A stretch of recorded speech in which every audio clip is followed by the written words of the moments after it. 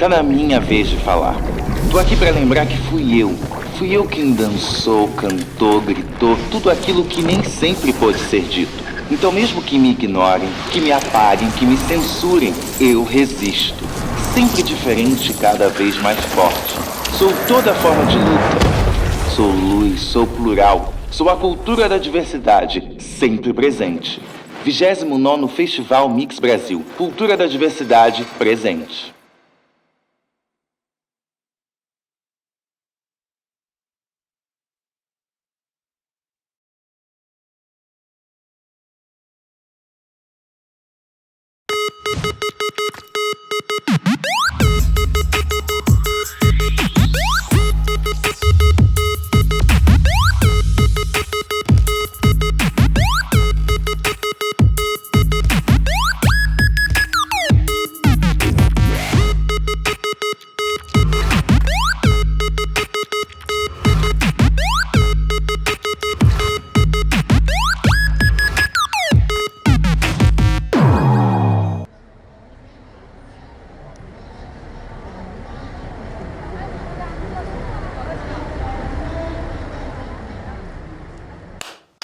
Canal Brasil é... O Canal Brasil é fluente em cinema. Respira cinema. Transpira cinema. Pira cinema.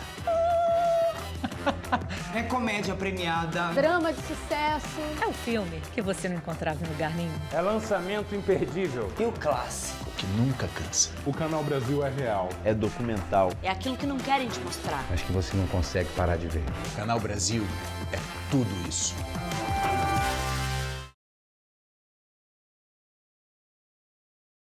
Um acúmulo de todos os erros.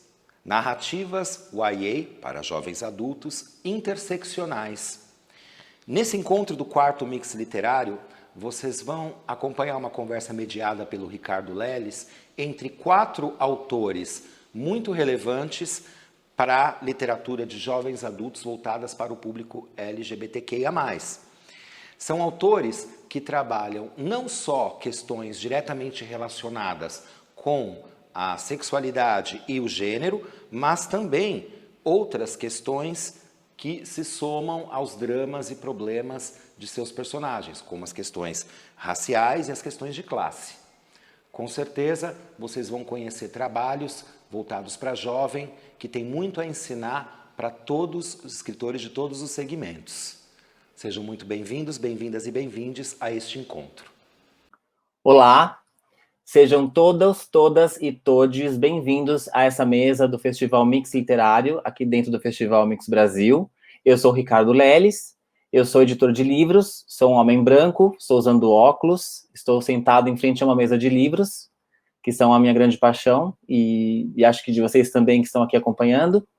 E estamos aqui hoje para falar sobre a interseccionalidade na literatura jovem adulto, nessa mesa chamada Um Acúmulo de Todos os Erros, narrativas YA interseccionais, né? Então, acho importante a gente colocar o que são esse acúmulo de todos os erros, na verdade, né, na literatura brasileira, que é uma frase do Oswald de Andrade, em que ele comentava sobre a formação da sociedade brasileira, e a gente está hoje aqui para falar justamente sobre isso, sobre essa questão da diversidade na sociedade brasileira, e o que são esses movimentos que estão aí ganhando forma ainda com mais contundência entre os leitores de literatura jovem adulto, sobre essa questão do combate ao racismo, à homofobia, à transfobia, à gordofobia, todas essas opressões que tem como grande causador a sociedade patriarcal, né, esses movimentos que são irmãos por conta dessas opressões que são debaixo do mesmo guarda-chuva.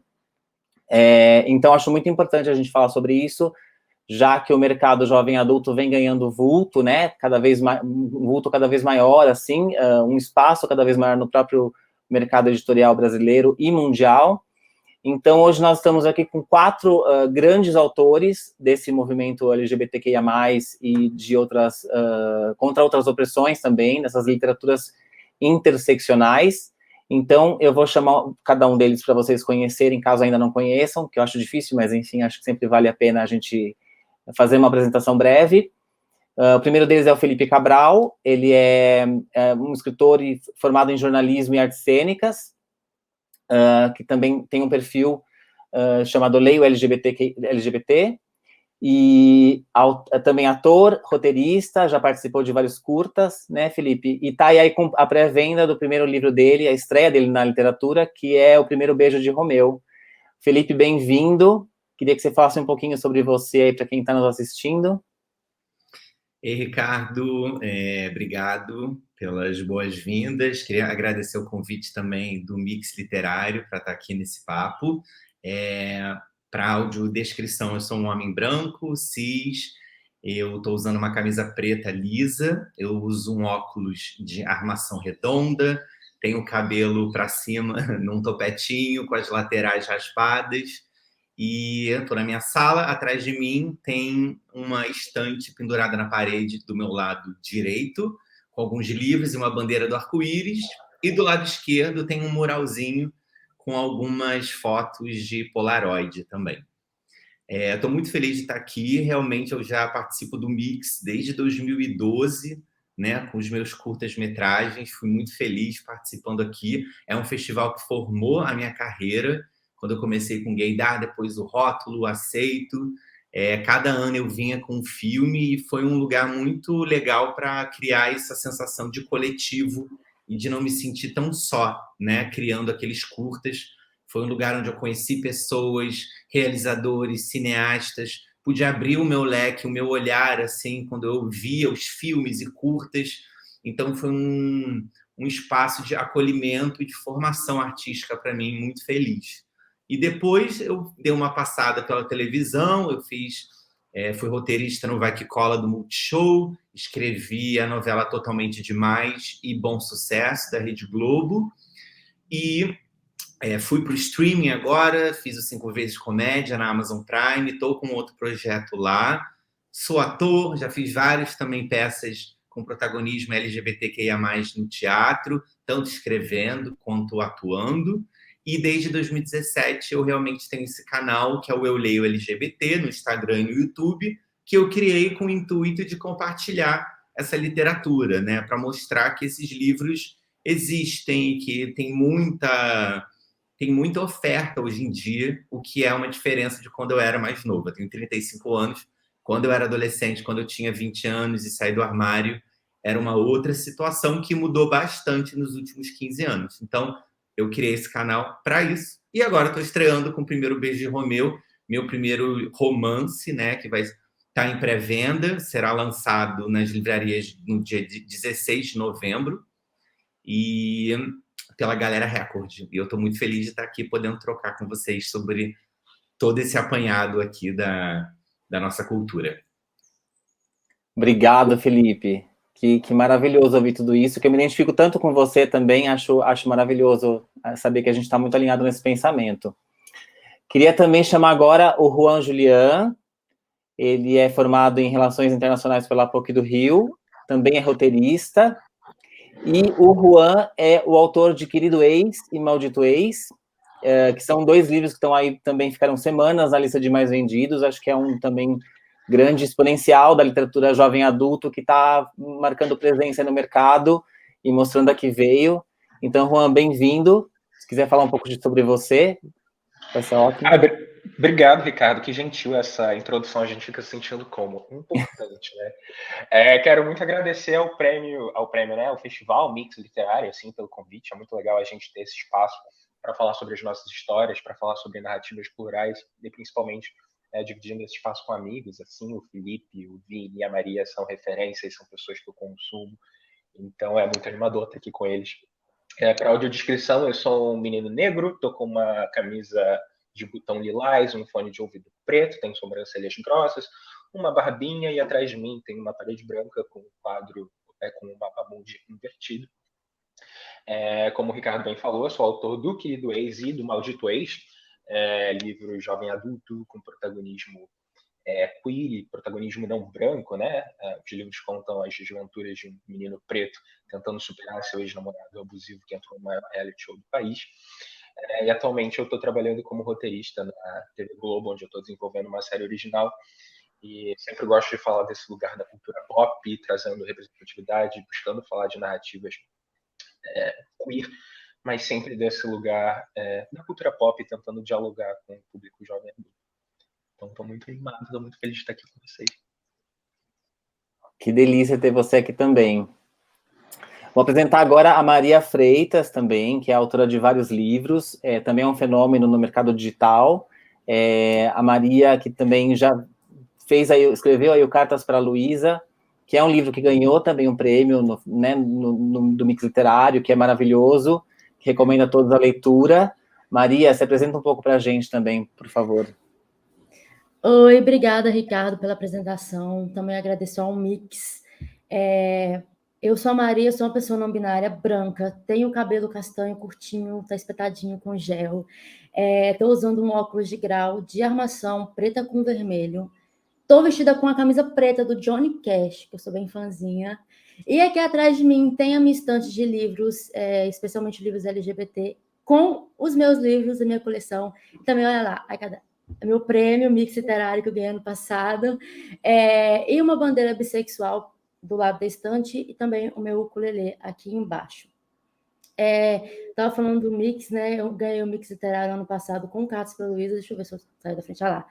O meu Cartas para a Luísa e o meu Mix Literário.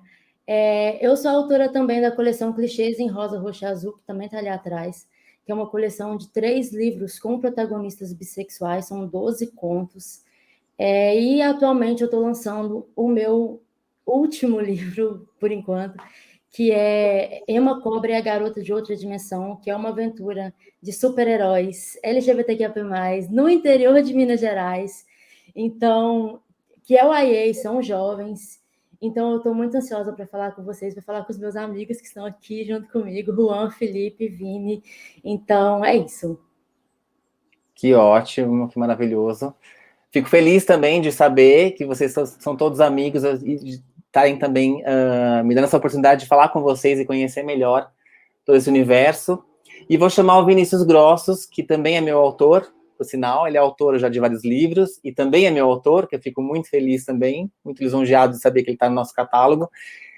O Vinícius é formado em comunicação pela Universidade Federal de Juiz de Fora, ele é autor de vários livros, incluindo aí O Garoto Quase Atropelado, Feitos de Sol, e Não Foi Por Acaso, que, por sinal, entrou na lista recentemente dos mais vendidos também. Vinícius, por gentileza, se apresente para nós. Vini, você está sem som. Pronto, voltei. Que ótimo. É um prazer estar aqui com você, meu editor querido, com os meus amigos. Agradecer também ao Mix Literário pelo convite de poder contar um pouquinho da minha história, contar um pouco dessa trajetória que a gente está trilhando juntos aí como autores LGBTs. Eu sou um garoto branco, um homem branco de 27 anos, tenho cabelo castanho claro, jogado para o lado, tenho um bigode, um cavanhaque, uso um óculos retangular preto, e agora eu estou com um moletom marrom, né, sentado numa cadeira gamer, atrás de mim tem uma parede branca lisa.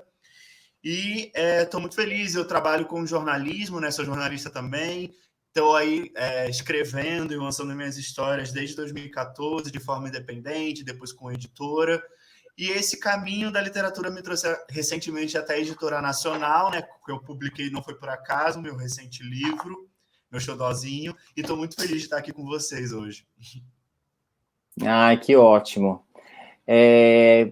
Bom, eu queria falar com vocês sobre essa questão realmente da literatura jovem adulto, né, que eu percebo que há um público leitor que ele é muito exigente, e isso é maravilhoso, porque, como o Felipe bem disse, há alguns anos a gente não tinha essa prevalência de autores que falavam sobre representatividade, que falavam sobre ter esse universo das diferentes perfis de pessoas, né, na literatura. Então, eu queria saber de vocês como é essa construção literária, porque, afinal, também muitos de nós, às vezes, não ocupamos os vários lugares de fala, né, que são presentes dos personagens nos livros. Então, às vezes, a gente fala sobre escreve um personagem negro que não tem esse traço, enfim.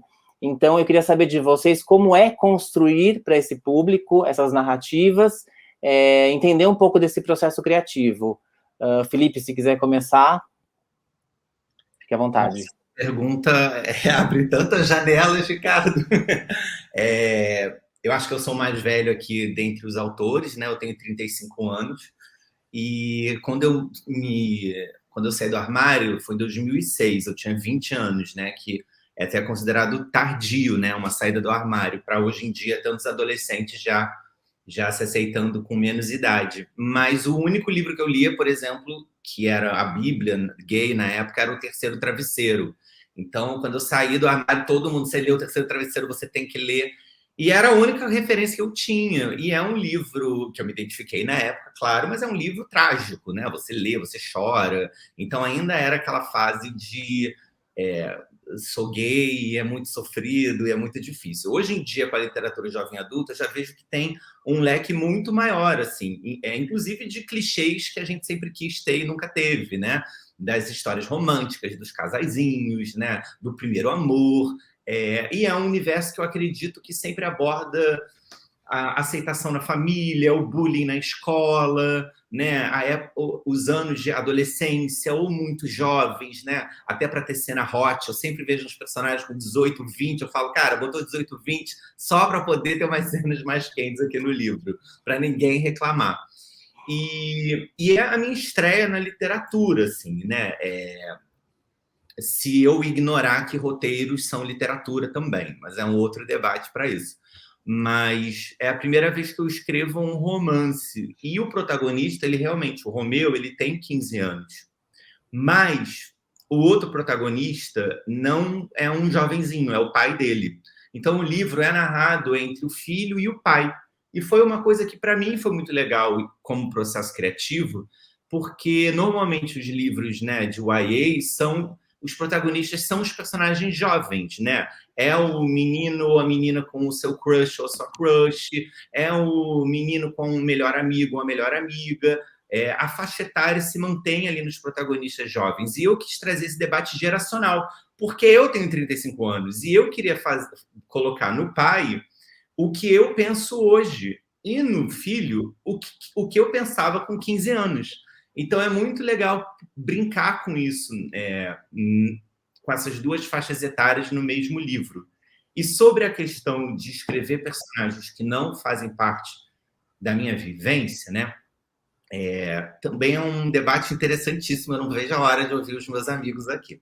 Mas, para começar, eu sou um homem branco cis, né? Então, se eu só puder escrever sobre a minha vivência como homem branco cis, eu serei trucidado a minha carreira inteira, porque eu vou ser apedrejado por só escrever sobre homem branco cis, que já é o auge do privilégio dentro da nossa comunidade, é um perfil que tem a maior quantidade de histórias publicadas. Então, eu não quero também ficar preso a esse meu perfil.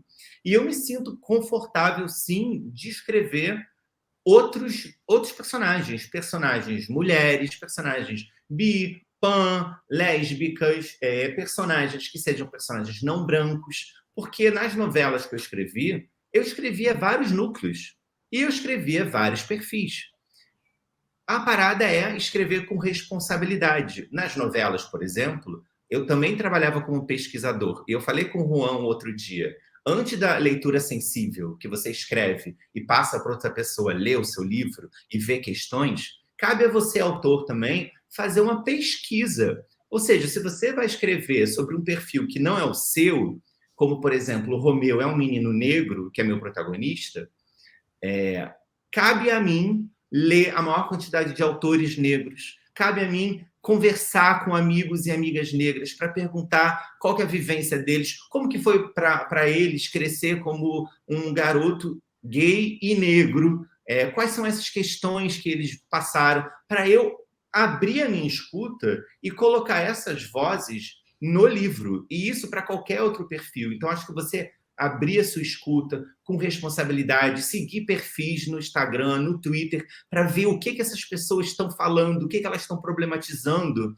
Eu acho que isso enriquece a sua narrativa, vai tornar a sua escrita mais próxima desse público, e você sabe que você vai estar escrevendo com uma responsabilidade também. Eu, inclusive, encorajo a que a gente escreva não só as nossas vivências, a que a gente abrace a maior quantidade de vivências possíveis para a gente começar a ter livros mais diversos, realmente. Mas temos um público leitor jovem muito crítico também. E a gente pode depois falar um pouquinho se essa pressão está passando um pouco da linha ou não, né? Principalmente para autores LGBTQIA+, nacional. Mas acho que eu já falei muito agora também aqui, né, Ricardo?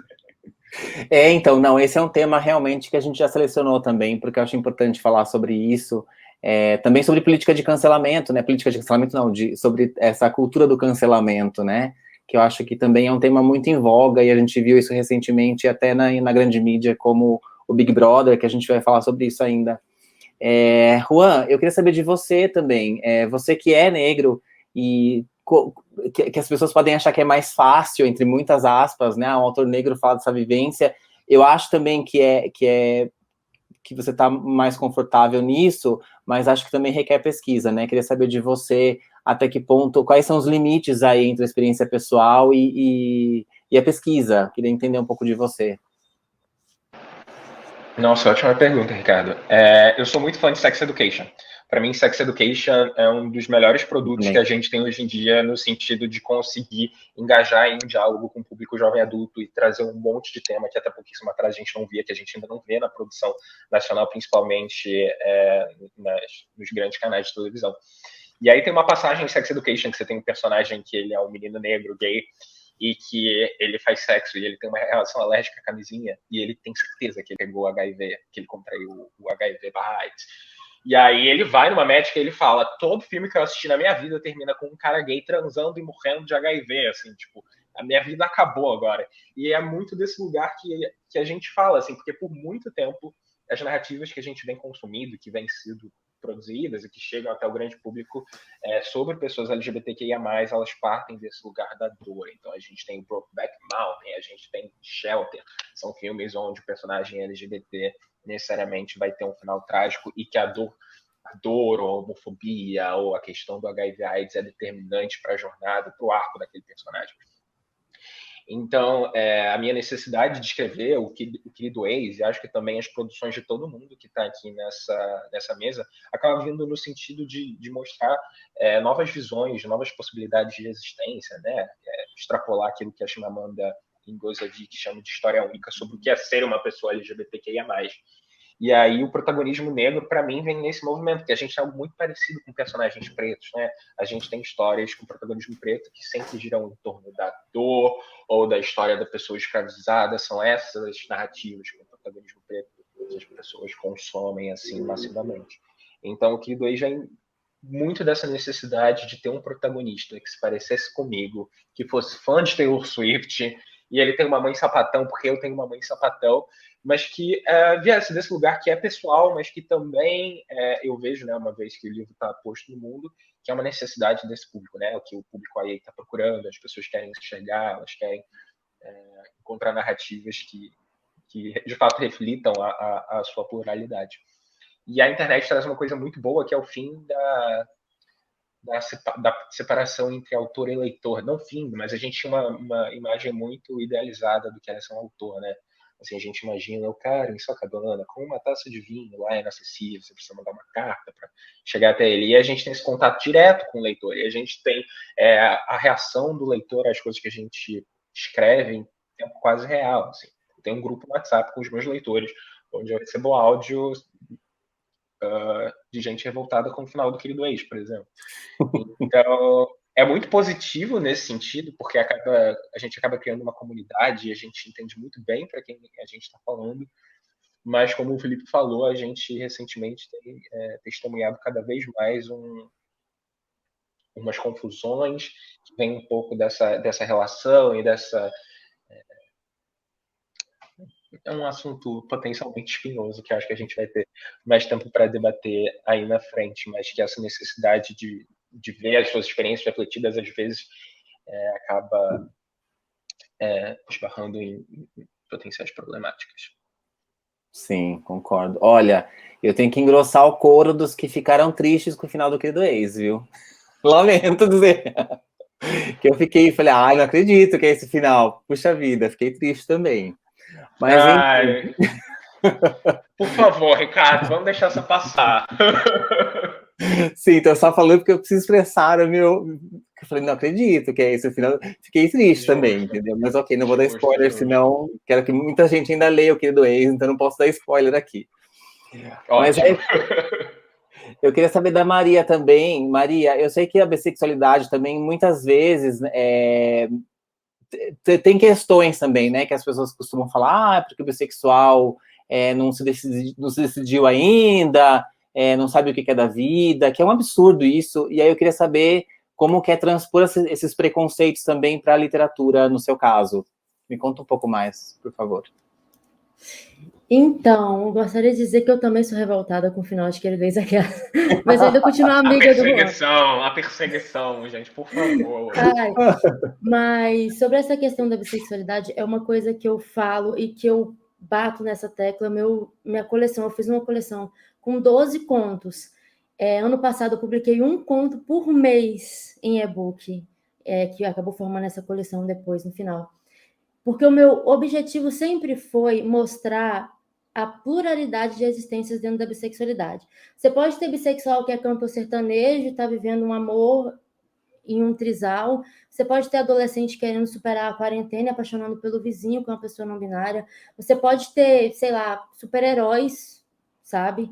Que são bissexuais e por um acaso eles são bissexuais. Então você pode existir enquanto uma pessoa LGBT, vou até levar para outras letras também, de maneira diversa. A gente não tem uma cara só, acho que reforça o que até o Juan falou. Não é uma história única, não é só dor, não é só sofrimento, mas não é só uma narrativa bonitinha e certinha. O bissexual, ele precisa ser assim, bonitinho e certinho. Nos bissexuais vai ter bissexual ali que trai, vai ter bissexual em trisal, em relacionamento não monogâmico, assim como vai ter bissexual apaixonadinho pelo colega de república, sabe? Porque a melhor maneira, aliás, de você combater estereótipos e combater essas narrativas únicas é criando narrativas diversas, é publicando narrativas diversas, porque uma pessoa só não consegue, né, falar sobre todo mundo. Uhum. Então, é muito disso. Eu vejo a maneira de combater esses estereótipos dentro da bissexualidade produzindo histórias diversas, e foi isso que eu tentei fazer com os clichês. Já em Cartas para Luísa, agora falando sobre essa questão de falar sobre outras vivências, né? Aliás, nos clichês eu falo sobre outras vivências, porque eu sozinha, é uma coisa que o Felipe falou, né? Ele sozinho, imagina se ele fosse falar a vida inteira dele sobre um homem cis, gay, branco, não ia dar. Imagina se eu fosse falar só sobre a minha vivência em 12 contos, por exemplo. Não tem como, tipo, não tem como. E então, em Cartas para Luísa, que foi até antes dos clichês, eu conto a história de uma garota que era bastante parecida comigo, que é a Rafaela, emo, dramática, apaixonadinha, assexual, se descobrindo, birromântica, que é apaixonada pela melhor amiga, e é uma história super triste, dramática, mas eu trago personagens diversos. A Luísa é uma menina negra, é uma menina gorda, você tem personagem trans, você tem... Eu nem lembro mais, gente, é tanto personagem.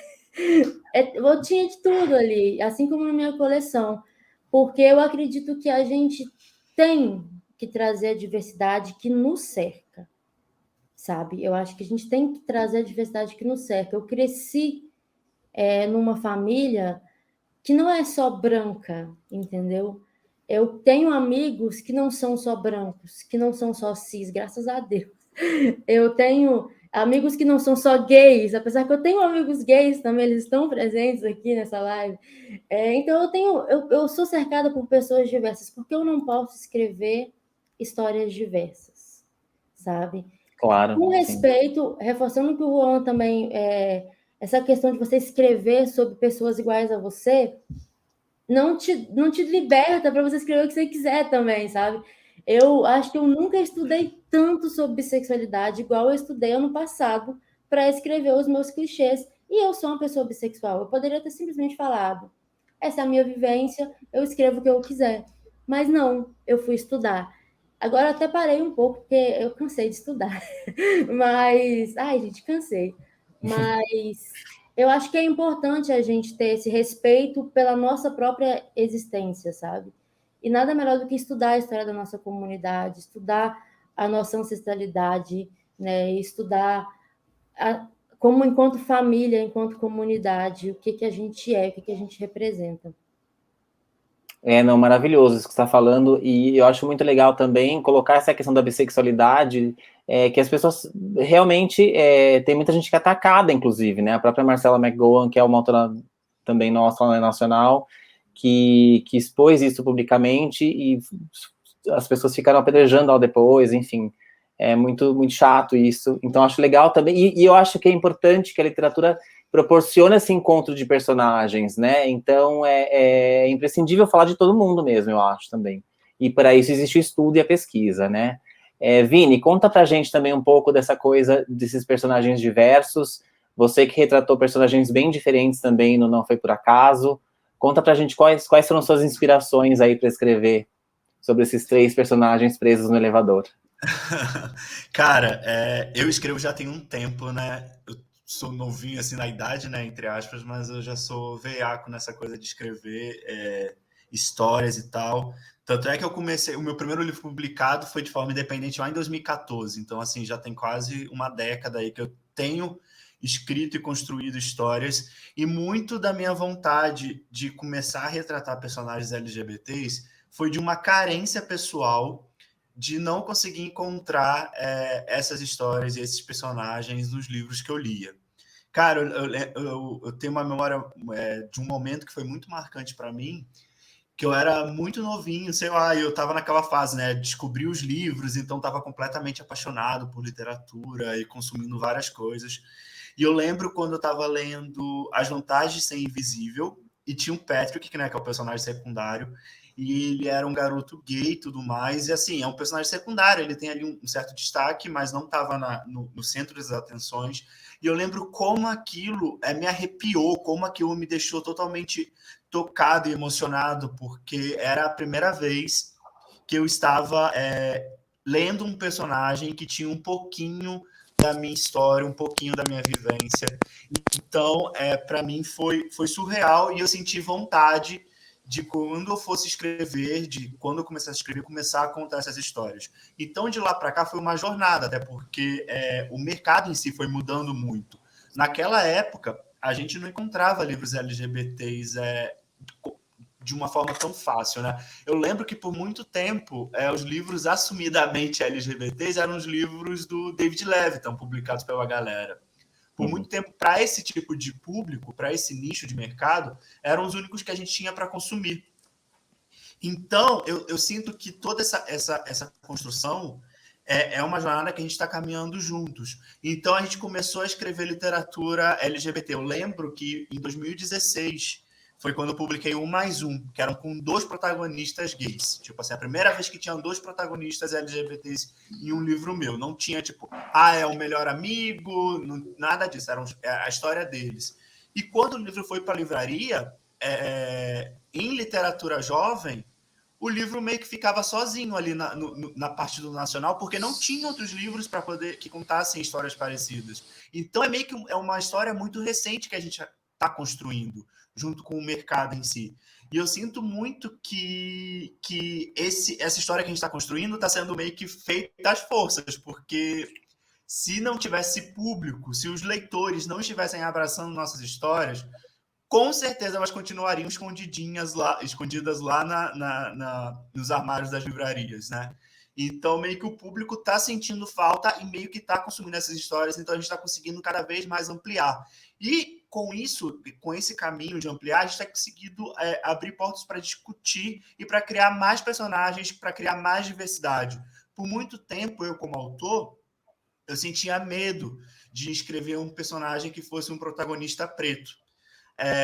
Não por falta de pesquisa ou por falta de vontade, mas eu sentia medo, me sentia meio que de mãos atadas, né? Então, meio que foi um processo meu como escritor, de além de pesquisar, de conseguir conversar com outras pessoas, com outros autores, sobre como eles se sentiam, sobre como eles estavam fazendo. Conversei e troquei muita ideia com o Juan, com a Maria, sobre o processo que eles faziam, porque acho que só assim a gente consegue construir uma literatura e um mercado que seja diverso, mas ao mesmo tempo seja pautado no respeito.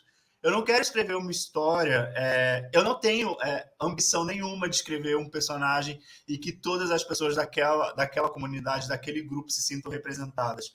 Mas se uma dezena de pessoas ler e falar, caraca, eu passei por isso, eu acho que está valendo a pena, porque foi isso que eu senti lá atrás, quando eu encontrei aquele primeiro livro. Aquela sensação de estar sendo visto na literatura, de saber que a minha história era possível também, de saber que a minha história também podia ser retratada, que eu também podia ser o protagonista de uma história, protagonista da minha própria vida. Então, eu acho que é a partir dessa vontade que a gente sente, daquela carência lá de trás e que a gente carrega com a gente sente vontade de que outras pessoas sintam também essa sensação de, caraca, a minha vida está aqui, eu também sou possível nesse mundo. Eu acho isso muito legal, porque também eu percebo mesmo que esse público infanto-juvenil abraçou mesmo, né, o público do jovem adulto abraçou todas as causas, acho realmente que faltava isso no mercado, esse engajamento maravilhoso, que às vezes nem é tão maravilhoso assim, porque a gente vai falar dos contras também, né, a gente tá falando dos prós agora, mas a gente vai falar dos contras também um pouco, mas aí uma coisa que eu notei que é muito bacana é que muitas vezes o diálogo é uma parte muito importante do livro, né? Seja intergeracional, seja entre, enfim, vários interlocutores. E aí, pegando um pouco o mote dos livros que tem como estrutura as cartas, né? No caso do Juan, no caso da Maria, ou personagens que vão narrando a história de diferentes ângulos, de diferentes prismas, como no caso do Felipe, que tem o Tim e tem o Romeu aí se intercalando também na narrativa do Primeiro Beijo do Romeu, ou os personagens presos no elevador do Vinícius também, que são obrigados a encontrar um lugar de escuta, né? Eu queria saber de vocês como que é esse diálogo realmente. O Juan começou a falar um pouco sobre isso, né? Dos leitores que ficavam revoltados com o final do Querido Ex. Juan, queria que você explorasse um pouco mais isso pra gente, desse início, falar desse diálogo com o leitor, que é uma coisa também que eu acho que o digital proporcionou muito, né? A gente não tinha no mercado tradicional esse diálogo tão próximo com o leitor, e agora a gente tem isso meio que em tempo real. Vocês podem escrever, inclusive, tendo esse diálogo com o leitor, e aí eu queria entender. Juan, me conta um pouco dessas críticas aí ao final do Querido Ex, e como você lida com isso no seu dia a dia, na sua produção artística. O Querido Ex, ele tem um processo bem longo, né, Ricardo? Porque eu escrevi o livro sozinho lá em 2018, ele foi publicado inicialmente de forma independente, e naquela época eu estava completamente de fora do mercado, não usava rede social, não tinha um público leitor. Então foi um processo bem pessoal, assim, é um livro bem catártico e que surge dessa minha necessidade de contar uma história, onde eu me vi num espaço de protagonismo, como o Vini pontuou também, e também de mandar uma grande indireta para o meu ex-namorado, né? O Querido Ex é um livro muito pessoal, assim, acho que eu nunca vou escrever um livro tão pessoal assim, né? O tipo de coisa que você faz quando você tem 21 anos e não acontece depois. Então, essa primeira versão, ela era extremamente crua nesse sentido. E aí, depois que o livro foi publicado de forma independente, ele começou a chegar até as pessoas, eu comecei a receber esses feedbacks, ele foi relançado pela Galera Record 1 ano e pouco depois, assim, né? Depois teve o episódio de censura na Bienal, que a gente vai ver retratado no livro do Felipe. Foi o dia que o livro viralizou, assim, o livro na Amazon ele tinha tido 2.000 downloads em alguns meses, e aí em um dia foram mais de 10.000 e-books baixados, assim, no dia da censura da Bienal, onde a galera se uniu para demandar e promover narrativas LGBT, e o Querido Ex estava naquele meio. E aí eu comecei a ver vários problemas no livro que eu não tinha percebido antes, porque o livro começou a chegar, né, até as pessoas, e as críticas começaram a chegar. Então foi bem positivo eu poder revisitar essa história agora com a editora e com profissionais envolvidos junto comigo, tendo esse olhar mais atento e esse olhar do meu público leitor, ou do que eu estava entendendo como quem seria o público leitor do Querido Ex naquela época. Então, eu acho que é um equilíbrio entre você se manter fiel à história que você quer contar. Eu acho que se você tem uma história e você quer contá-la, o processo de escrita, para mim, ele continua sendo bem pessoal, assim, eu tento não me deixar influenciar pelas demandas externas, assim, eu tenho essa história, eu quero contar essa história e é o que eu vou fazer, assim, acho que a parte legal de escrever livro é essa, né? Assim, diferente do audiovisual, onde você depende de uma série de aprovações e tem um monte de gente envolvida, o livro é você. Então, é muito o meu espaço de contar a história que eu quero contar, com os personagens que eu quero retratar. Esse foi um debate no Twitter essa semana sobre personagens LGBTQIA mais imperfeitos, porque muitas vezes, acho que muito por conta dessa falta de pluralidade nas narrativas, a gente sente esse peso de ter personagens que que incorporem e que personifiquem todos os valores positivos do mundo, assim, porque eles são LGBTQIA+. E eu não tenho interesse nesse tipo de personagem, assim. O protagonista do Querido Ex, cara, ele trai, ele pega um cara casado. Eu publiquei um conto pelo Se Liga Editorial, Sétima Onda. Cara, o cara faz um banheirão, sabe? Porque isso passa pelas nossas vivências, isso passa pelas nossas experiências. Tirar a nossa possibilidade de errar é tirar parte da nossa humanidade, sabe? A gente não está aqui publicando as nossas histórias e conseguindo chegar nesses lugares, né, depois de tanta gente aí pavimentando o caminho ao longo dos anos, para ter que cercear as nossas narrativas por conta do que certa parte do público acharia adequado ou não. Então, eu acho que eu encontrei esse equilíbrio entre não fazer merda, né? Você não reproduzir racismos, não reproduzir homotransfobias na hora de contar a sua história, mas contar a história que você quer contar e construir o personagem que você quer construir com os erros e acertos que são inerentes a qualquer vivência, inclusive a nossa, né? A gente não está imune a cometer erros e a gente não tem que incorporar nenhum tipo de valor ou porque a gente é LGBTQIA+. Então, sempre essa tensão, mas acho que isso só ajuda a enriquecer a história. Ah, é legal, bem legal isso tudo que você falou. Maria, e para você também, que está sempre tão presente no digital também, assim que eu vejo, também tem a página, né, que deve ter muito feedback também dos leitores, enfim. Eu queria saber de você também, como que é para você essa construção, assim, lidar com esses feedbacks? Conta pra gente um pouquinho. Olha, normalmente eu recebo muito feedback de gente que pela primeira vez se viu num personagem bissexual que realmente parecia com ele. Recebo feedback de muito menino bi, que nunca tinha se visto numa história que fosse tão profunda e complexa sobre questões que meninos bi têm. Eu fico muito feliz, porque eu não sou um menino, né? Então eu consegui colocar essas dúvidas num livro, que foi um dos meus contos lá da coleção dos clichês. E eu recebo muito feedback assim, primeira vez que eu me vi numa história, muito obrigada por essa coleção, eu nunca me senti tão representado, nunca me senti tão visto. Eu recebo muito feedback assim. Hoje, né? Eu já recebi muito feedback também pelo contrário, né? Quando a gente escrevia drama e tragédia, a gente recebia muito feedback de tipo assim, não muito, mas Maria gosta de matar personagem LGBT. Isso 2 anos atrás, quando eu ainda escrevia tragédias. E isso moldou muito a maneira como eu escrevo hoje. Eu não sei nem se isso é bom ou se isso é ruim, sabia? Porque essas críticas que a gente vai recebendo, às vezes elas não são críticas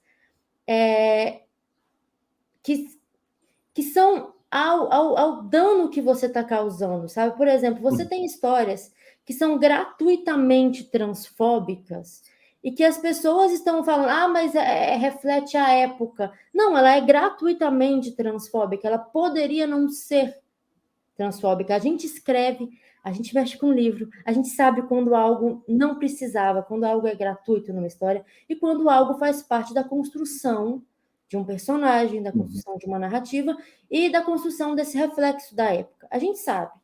A gente que trabalha com livro, a gente sabe. Mas o que aconteceu muito comigo era tipo assim, você não pode escrever essas narrativas. Isso foi destruindo a minha personalidade enquanto escritora, que gosta de escrever dramas e amores impossíveis.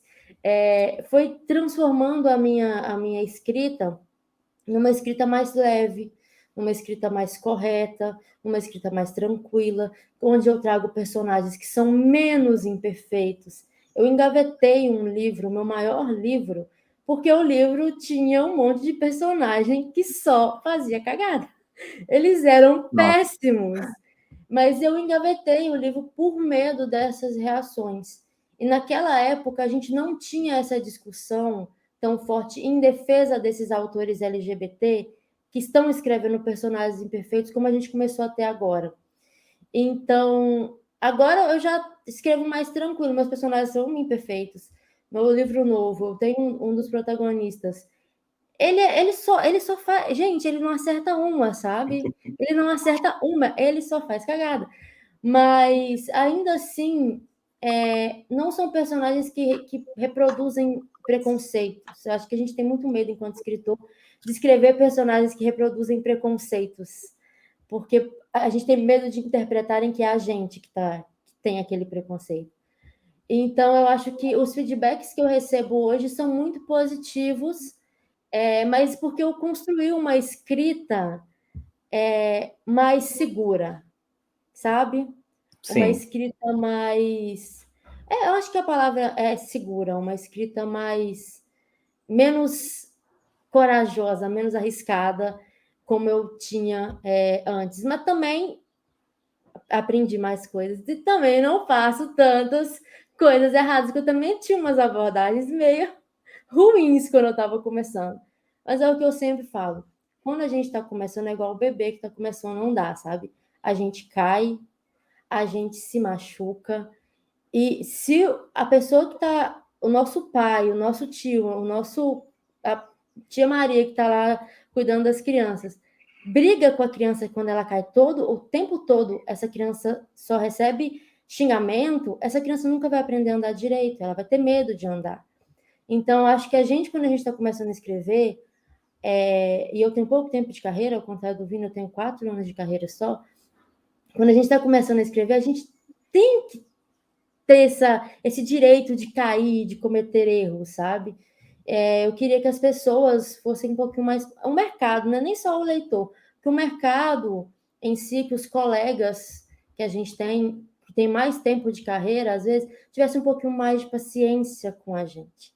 Porque todo mundo começou, todo mundo escreveu alguma coisa que se arrepende, e ainda assim a gente está sendo extremamente julgado ainda por isso, sabe?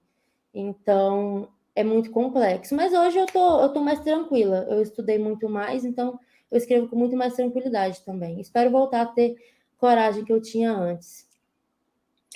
Eu também, eu acho maravilhoso, acho que é isso mesmo.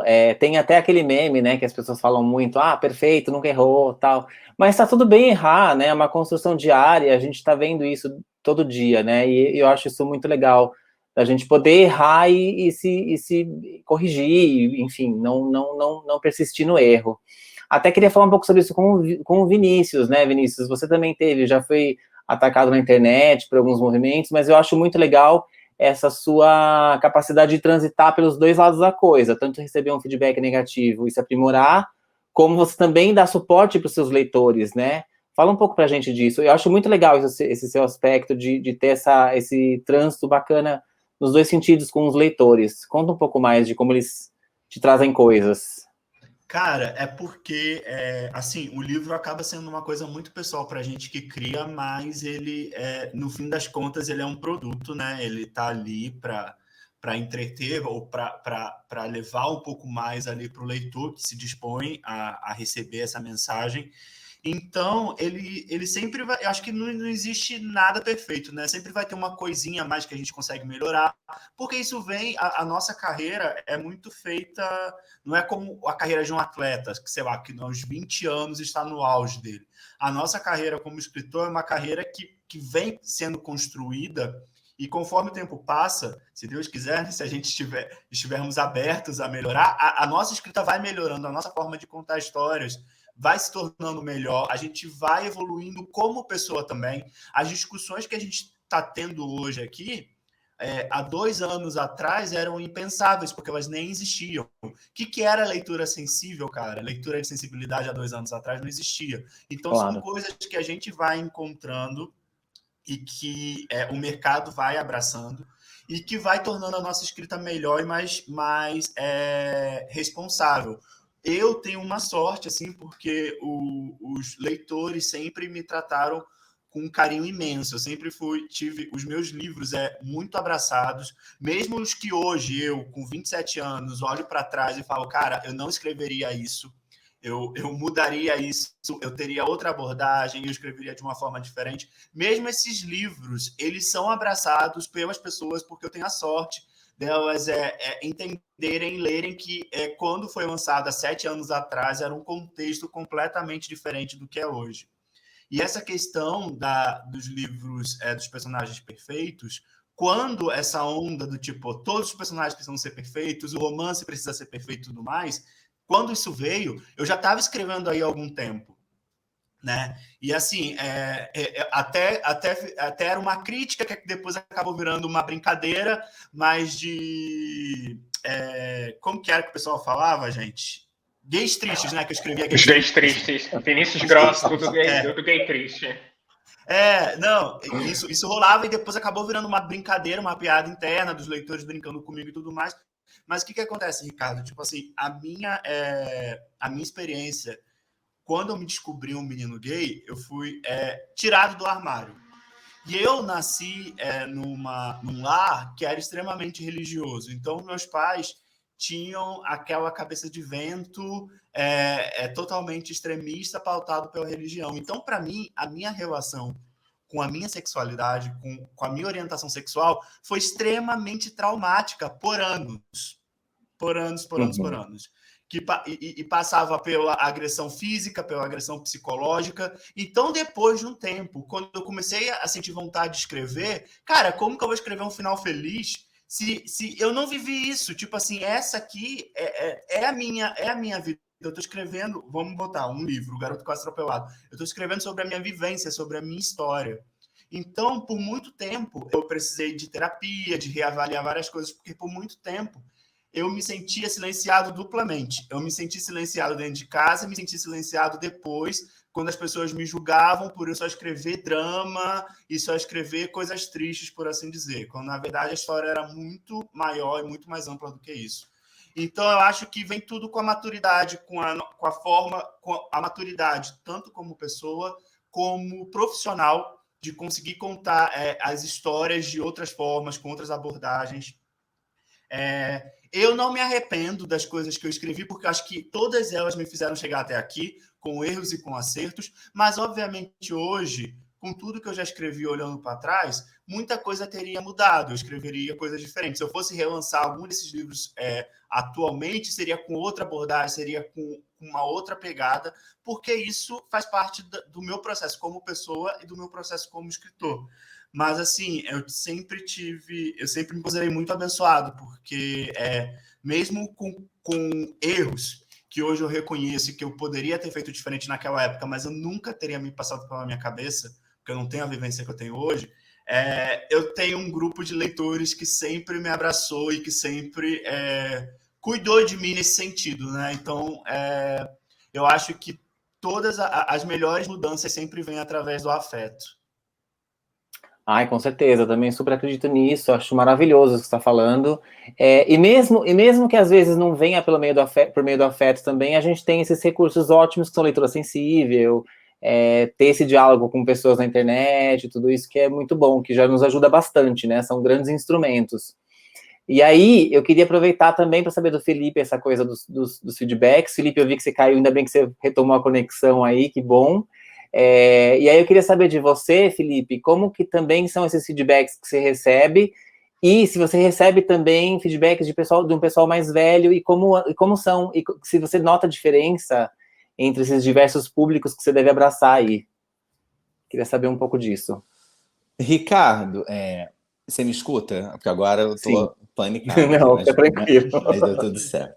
Não foi nem a internet, foi o MacBook que apagou. Meu Deus. Ou seja, eu não quero nem pensar no que virá depois dessa live. Mas, então, o livro ainda não lançou, né? Falando do Primeiro Beijo de Romeu, ele ainda não lançou. Então, eu não tô com essa conversa com leitores e, na verdade, estou nessa pré-ansiedade de passar 1 ano e meio, né? Fazendo esse processo inteiro. E com uma história só para mim, né? Claro, tive meus leitores beta, minha editora, a própria equipe da Galera Record que leu, depois pessoas que escreveram blurbs, como o Juan e o Vinícius, né, que leram o livro e escreveram aspas incríveis ali pro livro. Então, eu estou num processo ainda muito anterior ao contato com os leitores. Mas, quando eu lembro, sei lá, das novelas também, por exemplo, né, o Twitter, que a Rosane Schwartzman, que era uma das autoras das duas novelas, né, junto com o Paulo Raume, ela era a aficionada pelo Twitter. E é ela que me fez entrar ali e ficar vendo cada capítulo com o público, né, pela hashtag da Totalmente Demais e de Bom Sucesso. E a galera é muito apaixonada, né? Em Totalmente Demais, que era para saber com quem a Elisa ia acabar, a Marina Rui Barbosa, as pessoas faziam, assim, campanhas a favor de uma, a favor de outra, e começaram a ultrapassar agora na reprise, no meio da pandemia, quando alguns fã-clubes começavam a ameaçar de morte a Rosane, se ela não mudasse o final. E aí é a hora que eu falo, passou do ponto, entendeu? E assim, eu tenho uma máxima que eu não vou discutir com adolescente na internet.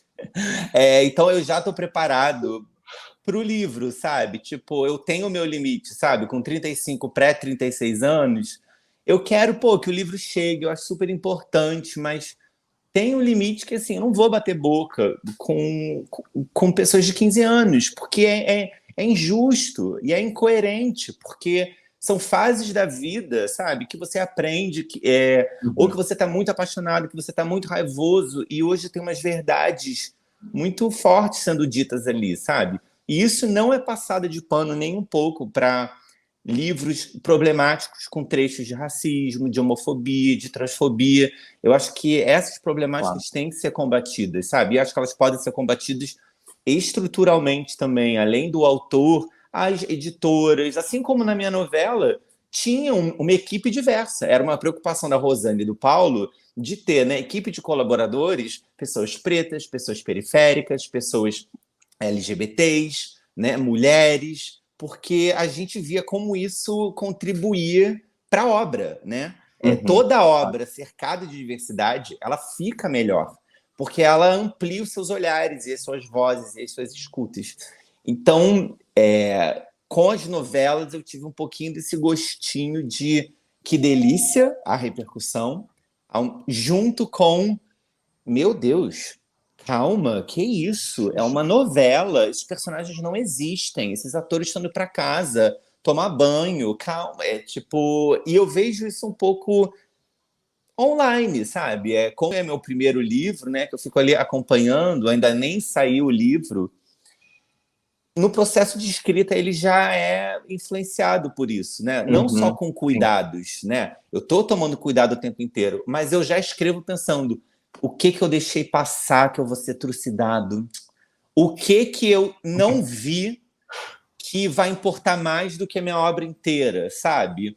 Qual vírgula, o que, tipo, é quase como assim, o livro nem saiu e eu já me sinto, tipo, combatido de uma certa maneira, sabe? Parece que você já nem lançou, por exemplo, a capa do livro. A capa do livro são dois meninos se beijando. É um ato de coragem meu e da Rafaela Machado, da Galera Record, porque eu vi discussões de livros que a capa era rosa e a editora se posicionou que ela não podia ser uma capa rosa porque pessoas não iam poder ler, então ela ia ser uma capa azul. Eu me pergunto, nossa, né? Não é reforçar também um binarismo de que azul pode e rosa é uma cor proibida, mas é um negócio editorial. Aí tem várias questões reais, assim, né? O Vitor Martins ia lançar o livro que era Piratas Gays e virou 1 milhão de finais felizes. E ele falou, se eu lançasse Piratas Gays, o meu público leitor de 15 anos não ia poder comprar, não ia poder levar para casa. Então, a gente pensando nele, nesse público, colocamos um outro nome. E eu sei que um livro com um beijo na capa de dois meninos não vai poder ser comprado por quem está dentro do armário com 15 anos e que eu quero que leia. Mas ele não vai poder comprar e levar para casa. Então eu já posso ser trucidado por essa escolha de botar um beijo na capa. Ao mesmo tempo, se eu não botar, nunca terá. porque nunca teve, até hoje. E eu tô com 35 anos. Então, quando eu falo da importância de uma literatura jovem, é porque a gente está mexendo no tabu de que existe jovem e adolescente LGBTQIA+. A gente não vira LGBTQIA+, com 18 anos e comunista e sei lá o que mais, né? Então, assim, quando a gente fala de uma literatura young adult, jovem adulto, a gente está assumindo que existem jovens e adolescentes LGBTQIA+, e que a gente quer falar com eles também. E que é importante, como a Maria disse, que eles se sintam representados. Se a Maria, que eu nem sei direito quantos anos tem, mas é mais nova do que eu, se do meu nascimento até o dela, um gap não foi preenchido, se ela ainda, com a idade dela mais nova, vê pessoas falando, é a primeira vez que eu me vejo representado, o que faltou nesse intervalo entre a gente, né? É sinal de que ainda tem muita carência, de que tem muita coisa. E eu acho que a gente tem que ir abrindo mais portas. Então, que eu seja o primeiro livro com o beijinho Young Adult nacional. Não tem problema, porque esse menino, essa menina que olhar o livro e falar não posso comprar, que droga, ela pelo menos vai entrar numa livraria e vai ver o livro e vai falar, existe. Nossa, tem alguém corajoso fazendo isso. Sabe? Eu não quero que ela bata a palma para mim, eu quero que ela se sinta menos sozinha. E o problema não vai estar com ela que não vai poder comprar. Ela não pode comprar pela família dela que não aceita, pela sociedade preconceituosa. E essa família que não aceita, ela vai ter que entrar na Saraiva, no shopping, e ver o beijo ali. E ela vai ter que se acostumar, vai ter que comer no McDonald's do lado com aquele beijo na vitrine. E a sociedade que não aceita vai ter que entrar no shopping e ver na livraria. E uma hora essas pessoas vão ter que se acostumar. Então eu acho maravilhoso que a gente use a arte, né, como um campo de batalha, como é uma guerra cultural, né? Não é à toa que a cultura é sucateada, o artista é vilanizado, nós somos vagabundos, nós somos comunistas, etc. e tal, porque a cultura e o conhecimento é poder, né? É poder. Então, um povo que se vê representado sem parar, ele vai ficar mais forte. Eu acho que a comunidade LGBTQIA+ está nesse momento de a gente ter papos como esse, com autores aqui, cada um abordando, você vê várias vozes e várias letrinhas da sigla, como alguém falou que isso não existia, gente. Acho que foi o Vini que falou. Leitura sensível, se a gente for na Bienal de 2 anos atrás, não existia esse papo. Então agora já estão problematizando a leitura sensível. Ótimo, porque uma hora o debate tem que ir para frente mesmo. Então acho que é um momento de transição, mas eu acho muito importante trazer essa luz, esse farol para a literatura jovem. Porque muitos temas... Desculpa, Mar, porque muitos temas que estão aqui nos nossos livros não estão em outros lugares, sabe? Eu acho muito avant-garde mesmo, sendo um pouco cafona falar essa palavra, mas eu acho... Com certeza. Eu queria acrescentar rapidamente só uma coisa, porque a minha coleção de contos com protagonistas bissexuais, olha lá, ela forma a bandeira bi. Ela deitadinha, ela forma um livro rosa, um roxo e um azul. E muita gente fala que não pode comprar porque forma a bandeira bi e tem medo dos pais descobrirem que forma a bandeira bi. Eu recebi um feedback uma vez de uma leitora que falou: eu comprei o seu livro, Maria, comprei porque eu gosto de você, porque eu gosto da coleção, mas hoje eu preciso colocar a minha coleção no guarda-roupa, preciso colocar no armário. Mas eu tenho esperança de que um dia a minha coleção seja colocada na minha estante, que eu não precise nunca mais escondê-la no meu guarda-roupa. E eu choro, eu dou vontade de chorar de lembrar isso. Então é muito importante que a gente tenha também símbolos. Isso que o Felipe está fazendo, o que eu fiz, são símbolos. A gente precisa de símbolos enquanto comunidade. Hoje eu pedi para a minha editora, para o meu novo livro, não ter nenhuma menção na capa que falasse que é LGBT, que tem protagonismo não binário, porque eu quero que chegue em outro público. Mas ainda assim, eu concordo 100% com o Felipe quando ele fala que é importante a gente ter esses símbolos para mostrar que a gente tem orgulho de existir, entendeu? Então, eu só queria acrescentar isso mesmo. Não, mas tá certíssimo. Eu acho que tem tudo a ver mesmo. Acho que vocês têm razão completa. Eu fico muito feliz, inclusive, de ver as listas de mais vendidos e ver que tem livros lá que eles são para jovem adulto, não tem nenhuma... óbvio, né? Se a gente for entrar na classificação do livro, aparece que é um livro LGBTQIA+, tal, com essas temáticas, mas que eles são diversos por natureza e qualquer pessoa pode ter acesso a eles, independente de orientação sexual, de cor de pele, enfim, que é maravilhoso isso, né? E aí, isso me lembra um discurso do Tim, Felipe, que você colocou brilhantemente no livro, no Primeiro Beijo de Romeu, que é essa questão de a gente dar espaço para essas pessoas que não correspondem às normas cis-heteronormatividade. E aí eu queria saber de vocês, porque eu acho importante a gente estar falando sobre literatura jovem adulto, né? Que também tem umas fronteiras meio borradas aí, porque eu acho que é aquilo que a gente sempre fala, que literatura jovem adulta é literatura, ponto, né? Às vezes com uma leveza maior, enfim, mas que é importante a gente fomentar discussões, fomentar temas importantes que vão perdurar a vida inteira do leitor. E aí eu queria entender de vocês, que o Felipe fala nas palavras do Tim, né, do personagem que é um autor mais velho, tem um filho também que está se descobrindo, né, saindo do armário e tal. Leiam, que é muito legal. Eu queria saber de vocês essa função social do autor enquanto formador de leitores, formador de cidadãos. A gente está se encaminhando já para o final da discussão, que é uma pena, mas enfim. Aí eu queria entender um pouco de vocês. Juan, se você quiser começar, que eu acho também que você coloca esse protagonismo negro também, que é muito legal, que precisa ter mais espaço sempre, cada vez mais, até a gente naturalizar completamente essa representatividade. E aí eu queria ouvir um pouco de você sobre isso. Nossa, eu fiquei emocionado vendo o Felipe e a Maria falar, porque assim, é incrível dividir esse espaço com uma galera tão potente, vocês falam com tanta potência, e é animador, assim, fazer parte disso e estar aqui com vocês. Fiquei emocionadinho. Acho que a gente vive um momento muito positivo. A gente tem o fenômeno do BookTok, que é surreal o alcance dessas pessoas, e a gente vê o impacto direto desses criadores de conteúdo na lista dos mais vendidos, por exemplo. Esse ano, acho que, se parar para contar, a gente teve mais livros Young Adults nacional LGBT entrando na lista do que, sei lá, nos últimos 5 anos. Assim. Só que foi Maldito Ex, o livro do Vinícius, o livro da Clara, o livro do Pedro Ruas.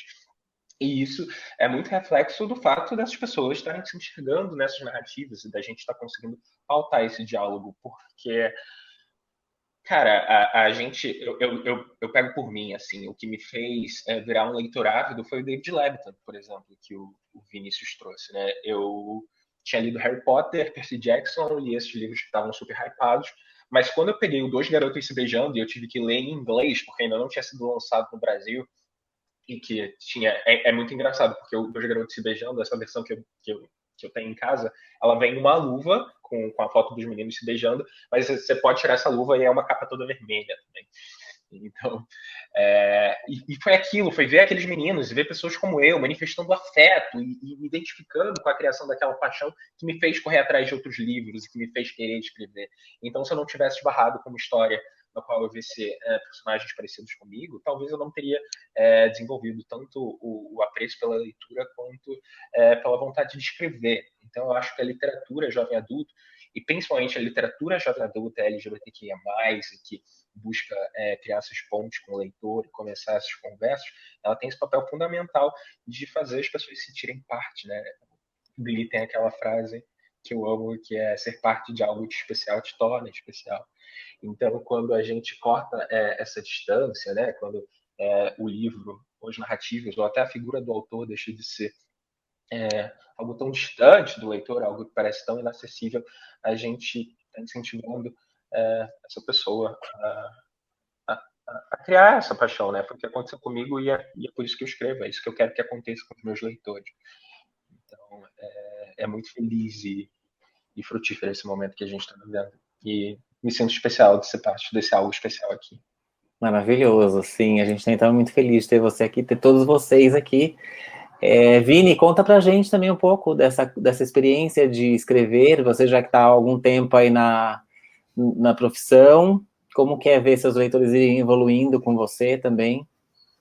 E qual a importância disso, né? Que é muito importante, eu acho. Cara, é muito gostoso, porque na verdade é uma grande troca, né? E assim, como eu comecei a escrever novinho, e tem gente que me acompanha desde o primeiro livro, quando eu era independente, nem tinha editor e tudo mais. E aí, eu meio que... isso na internet sobre como eu comecei. Gente, Opa. desculpa, foi a Siri. Ela quer fazer Que parte. ódio! Mas meio que tô crescendo junto com os leitores, sabe? É essa a impressão que eu tenho. A gente meio que tá crescendo junto, o mundo tá evoluindo, e ainda bem que tá evoluindo. É igual eu falei, em 2016 a gente não tinha livros LGBTs tomando as livrarias. Isso é um processo que é relativamente recente. Então, que bom que a gente está fazendo parte desse movimento, que bom que esse movimento social está tomando o mercado, por assim dizer. Então, eu sinto muito que a minha evolução como pessoa e como autor, né, porque uma coisa está interligada à outra, tá vindo em conjunto. Tem muita coisa que eu acho que eu sinto que eu ensino para eles, tem muita coisa que eles me ensinam também, e tem sido uma grande troca, ainda mais porque eu escrevo na era do digital, então as minhas redes sociais estão aí, as pessoas conseguem entrar em contato, eu recebo feedbacks o tempo todo, então é uma grande troca. E eu sinto que, assim, quando a gente escreve, ainda mais quando a gente tem um público leitor novinho, a gente tem ali... tem essa coisa da responsabilidade que você está escrevendo, né? Só que por muito tempo, há tempos atrás, quando eu estava lendo, esse debate, essa conversa do papel social do autor não existia, né? De uma forma tão ferrenha como é agora. Mas eu acho que o mais importante, até quando eu coloco ali situações, porque meus personagens também não são perfeitos, né? Quem leu Não Foi Por Acaso sabe, eles param ali no elevador, porque eles estão com a vida toda cagada, às vezes por causa deles, às vezes por questões de situações da vida mesmo, por problemas da vida, e eles ficam presos ali. E eu acho que o mais importante que o meu papel não é dizer para o leitor o que é certo ou errado, mas o mais importante para mim é eles lerem o livro e eles próprios conseguirem enxergar ali, pera, essa situação é legal, essa situação não é tão legal. Eles terem esse poder de decidir o que é bacana, que não é. Porque foi assim que eu cresci e acho que é assim que a maioria das pessoas cresceram, né? Não adianta, eu chegar lá, escrever um livro, quase uma cartilha, falando, isso é certo, certo, certo, isso é errado, errado, errado. O leitor sabe o que é certo e o que é errado. Ele está lendo ali, ele não está buscando isso, alguém para direcionar o caminho, ele está buscando ali uma história e ele próprio vai saber direcionar o caminho, né? Então, eu sinto muito que essa construção é uma grande troca, assim. Pelo menos é como a minha experiência é pautada. Ah, maravilhoso. Sim, eu concordo. Tendo participado já de um projeto contigo, desse livro do Não Foi Por Acaso, eu percebo isso também, fico muito feliz. E compartilho da visão da Maria também, aproveitando. Maria, se você quiser colocar mais alguma coisa também dessa questão do papel social do autor, que você já começou a falar, e eu acho lindo isso, que também quero muito que as pessoas consigam colocar seus livros na estante sem vergonha nenhuma, sem problema nenhum, sem ter que enfrentar qualquer preconceito. Conta pra gente um pouco mais. Então, é muito interessante observar que quando eu comecei tem pouco tempo, eu gosto de falar isso, eu comecei a escrever em 2017. Quando eu comecei com a página do Cadê LGBT, em 2019, você entrava na loja da Amazon, na parte de LGBT, e você tinha um monte de homem descamisado, né? Um monte de romance erótico, e você tinha pouquíssimos livros de literatura jovem. Você tinha os livros do Vitor, você tinha os contos da Olivia Pilar, o Juan estava chegando na Amazon, eu estava chegando, amigos meus estavam chegando, a gente estava chegando ali, coisa de 2 anos atrás, 2019 mais ou menos. Você já tinha o Vini, por exemplo, que tinha 200 anos que estava escrevendo, mas a gente entrava naquele ranking da Amazon de LGBT e tinha muito homem descamisado e poucas histórias diferentes disso. Hoje, se você entra no ranking de ficção para jovens LGBT, eu entrei nele agora para olhar. O primeiro livro, ou só na Amazon, é Os Garotos do Cemitério, que é um autor e um protagonista trans. O segundo é o do Pedro, Enquanto Não Te Encontro, que está sempre aqui no primeiro. O terceiro é o meu. Ai, que fofo. O terceiro é o meu. Então, você vai ter fantasia, você vai ter romance sáfico aqui, você vai ter poema em seguida, você vai ter o Vitor Martins, eu amo que sempre tem o Vitor. Então, você vai ter... ainda a gente tem uma soberania de livros gays, de livros cis, a gente não tem, na literatura jovem, nenhum livro nacional que é escrito e protagonizado por pessoa trans, e isso é muito importante a gente começar a observar isso. Tem autores trans incríveis escrevendo hoje, tem autores não binários incríveis escrevendo hoje. Então, mas a gente já está numa história completamente diferente. Então, eu acho bonito de ver e é bonito saber que eu fiz parte disso, que a gente fez parte disso, que a nossa coragem em botar histórias imperfeitas, dramáticas, com gays tristes, por favor, Vinícius, continue escrevendo gays tristes. A nossa coragem de botar a bandeira na nossa divulgação, beijo na nossa capa, isso está ajudando a transformar o mercado, porque está ajudando a transformar o leitor. E o leitor ele é muito precioso. É o leitor que vai para o TikTok divulgar o livro. É o leitor que cria a continha dele lá no Instagram. É o leitor que cria a conta no Twitter para falar de livro. É o leitor. E ele é extremamente precioso. A gente precisa observar as demandas que ele tem. E hoje eu vejo também um movimento de leitores que respeitam e que estão começando a acolher autores que são brasileiros. Então, e defender esses autores. Então, eu tenho uma esperança de que acabei não falando do papel. O nosso papel foi escrever livro e ter coragem de publicar. Agora eu observo que o leitor está pegando esse papel de colocar esses livros no mundo e está fazendo a diferença. Vocês falaram das listas de mais vendidos, então está fazendo a diferença. E eu fico muito feliz em perceber que eu acho que eu fiz parte disso, pelo menos um pouquinho, com o Cadê LGBT e com os meus livros. É maravilhoso isso. Realmente... Eu acho, já que a sociedade se move e se transforma por meio do dinheiro, né? Então, que a gente consiga fazer que sejam bem vendidos, e sejam bem lidos, e sejam comentados, né? Felipe, você quer falar rapidinho sobre isso ainda? A gente tem um pouquinho de tempo, mas se você quiser falar uns segundinhos aí, quase. Fala que eu adorei estar aqui, porque realmente o papel social é abrir portas. Eu acho que mudou muito a geração. Então, quando eu leio LGBT, é para mostrar que esses livros existem. Quando a Maria fala, meu Deus, ainda não tem o autor trans, eu falo, é verdade, tem que ter. Ao mesmo tempo, olha a nossa estrada. Tipo, não tinha nada quando eu tinha 20 anos e olha o que a gente já tem hoje. É importante também, isso para quem escreve, para quem consome a literatura jovem, a gente também entender que somos precursores, mas pelo caminho que alguém já abriu para a gente. Não estamos inventando toda a roda, né? Existe muita gente, e sempre existiu literatura LGBT. Sempre existiu. Caio Fernando Abreu, Cassandra Rios, Oscar Wilde, Herbert Daniel. A gente pode evocar esses nomes e não também achar que a gente está, né, fazendo totalmente uma revolução, porque a gente está continuando uma revolução e abrindo portas e seguindo passos que as pessoas já abriram. Mas eu estou muito feliz de estar aqui, acho muito importante. Vai ter Bienal também aí, cheio de autores maravilhosos aqui no Rio. Vai ter o Cadê LGBT continuando, o Eu Leio LGBT. Sigam, consumam, leiam, que a gente está construindo novos imaginários, eu acho, também, com essa literatura jovem. É isso aí. Gente, então, para finalizar, queria agradecer demais a presença de todos vocês. Agradecer também o convite do Mix Literário, que foi uma grande honra ter esses grandes expoentes aí da nossa literatura jovem adulto. Leiam sempre, gente. Leiam LGBTQIA+, leiam autores negros, autores bissexuais, autores de todos os tipos e diversidades, porque é importantíssimo a gente ter essa leitura, ter essa presença dos leitores. Quem quiser também sentir vontade de se sentir representado, escreva. Enfim, muitíssimo obrigado. E é isso. Leiam cada vez mais e prestigiem a literatura brasileira e esses autores incríveis que estão aqui conosco. Muito obrigado.